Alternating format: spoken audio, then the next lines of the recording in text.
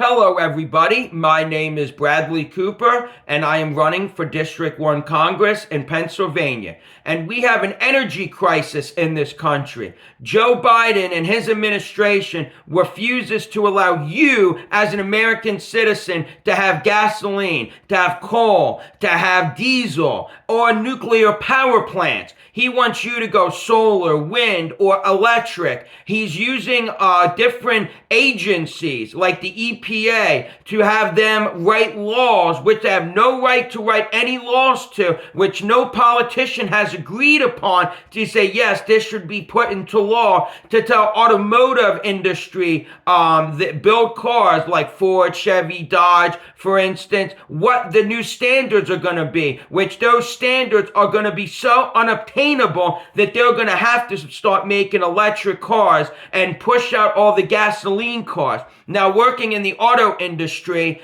I know that just pushing something along real quick without having the infrastructure behind it is never going to work. There are so many issues and problems with electric vehicles that we are seeing. Like in Chicago, when there was very, very frigid weather, people were having issues charging their electric cars with the charging station. To make the lithium batteries that go in these electric cars, you have to mine for them and get them from other countries. To go solar or wind, you're going to have to get a lot of sunlight. You're going to need a lot of wind in order to be able to produce enough energy for all the town's energy needs. And even in New Jersey, shoreline, we have windmills in there, and we've been seeing an uptick on whales getting beached, and a lot of people are saying that's because of the sonar and the noise that these windmills are making that are affecting the whales' brains and causing them to wash up ashore, and people are complaining about that to their local politicians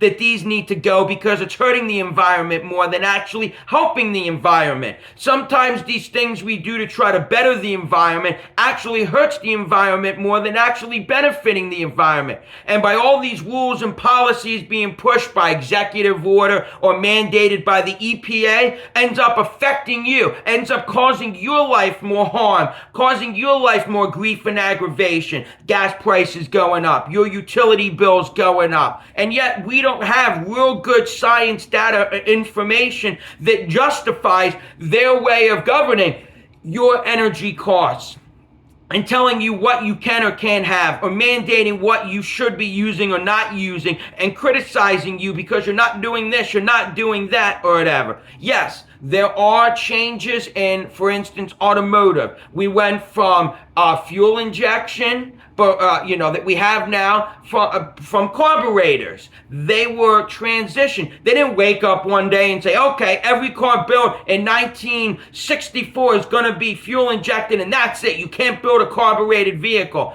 They didn't say that. They slowly progressed into making cars that used a carburetor, phased them out, and got into fuel injection vehicles when they had enough sustainability with the fuel injection, and that the fuel injection was perfected to be what we have today. Then they started mass producing it more and more and getting rid of carbureted engine when they knew that there was an infrastructure for them, that there was a market for them, and that we had the right sustainability to be able to make efficient vehicles that weren't going to break down, that were fuel injected after we had carbureted engines for decades.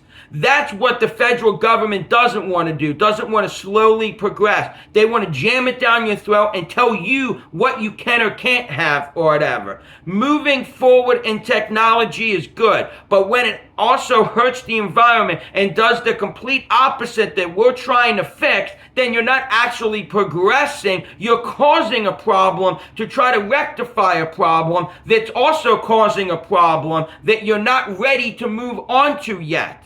So what I would propose in Washington is that we allow automotive industry and different industries that use coal and gas and anything that's considered pollutant to be able to change in a slow progression. I would keep these industries running because even though they might be polluting the atmosphere, according to what their scientists say in Washington that they use, we still need them, and you can't just get rid of them and, X them out as an industry or whatever. I would make sure that we are mining for all of the stuff that we need for our energy in our country and not begging OPEC and other countries to give us our oil and gas, because in a blink of an eye, boom, they could stop giving us the energy that we need and screw us over, and then we get screwed over because we're dependent on other countries. And I would make sure that no organization or no branch of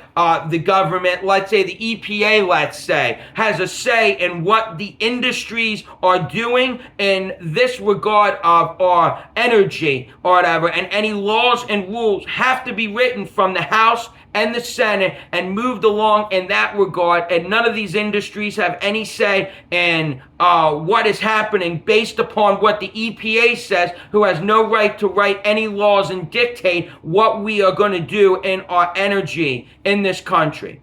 Thank you.